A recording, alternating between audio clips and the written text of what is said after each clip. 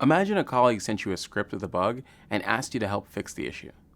Once you understood what was wrong with the script, you could describe to them what they need to change. Something like, well, you can only return values inside functions. I think you meant to use sys.exit instead. Also, you're converting to gigabytes twice, so your script will always fail. But this could still be hard for them to understand if the code was complex. To make the change clear, you could send them a diff with the change so that they can see what the modified code looks like. To do this, we typically use a command line like diff-u old file, new file, greater than change.diff. As a reminder, the greater than sign redirects the output of the diff command to a file. So with this command, we're generating a file called change.diff with the contents of diff-u command. By using the -u flag, we include more context, which helps the person reading the file understand what's going on with the change. The generated file is usually referred to as a diff file, or sometimes a patch file. It includes all the changes between the old file and the new one, plus the additional context needed to understand the changes and to apply those changes back to the original file. Now, say you're the one receiving a diff file with a change, and you want to apply it to a script you wrote. You could read the diff file you received carefully and then manually go through the file that needs to be changed and apply the modifications. But that sounds like a lot of manual work that could be automated, don't you think? Well, it sure is. There's a command called patch to do exactly this. Patch takes a file generated by diff and applies the changes to the original file. Let's check this out in an example.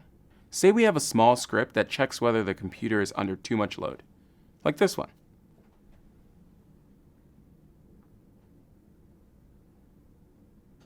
This script uses the psutil module to check the percentage of the CPU that's currently in use. When the load is above a threshold, in this case 75%, it prints a message with an error. When it's under the threshold, it says that everything's okay. Now, we've shared this script with a few colleagues, and one of them tells us that the script doesn't work correctly. Even if a computer is completely overloaded, the script will say that everything's okay. Our colleague is so helpful that they sent us a diff with the fix for our problem. Let's check that one out.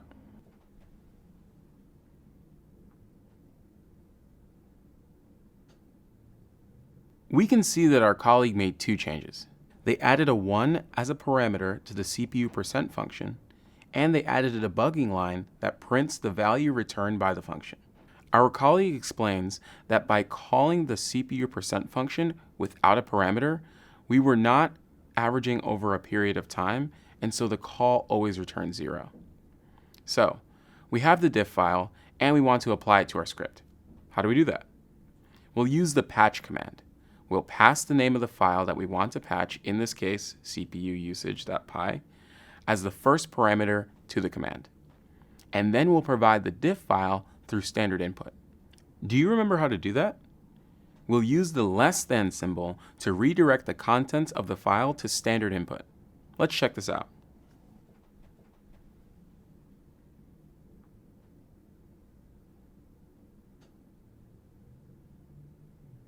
So, we told patch to apply the changes that come from cpuusage.diff to our cpuusage.py file. We get one single line that says the file was patched, which means that we've successfully applied the changes. Let's verify that by looking at the contents of our script. Nice! We see that our file was modified with the changes that we got from our colleague. The CPU percent function is being called with a parameter of 1, and the debugging line is printed. Once we're happy with the script, we could remove the debugging line. But for now, we'll leave it in there. You might be wondering, why go through all this trouble diffing and patching and not just send the whole file instead? There are a few reasons for this. The main reason is that the original code could have changed. In our example, it's possible that the code our colleague was using to prepare the fix wasn't the latest version. By using a diff instead of the whole file, we can clearly see what they changed, no matter which version they were using. The patch command can detect that there were changes made to the file and will do its best to apply the diff anyways. It won't always succeed, but in many cases it will. Another reason is structure. In this case, we're patching a single small file, but sometimes You might be modifying a bunch of large files inside of a huge project. Say you were changing 4 files in a project tree that contain 100 different files, arranged in different directories according to what they do. If you were to send the whole files, you'd need to specify where those files were supposed to be placed. As we called out, we can diff whole directory structures, and in that case, the diff file can specify where each change file should be, without us having to do any manual juggling. Cool, right? Okay, great work. We've now seen how to generate diff files and how to apply their contents with the patch command.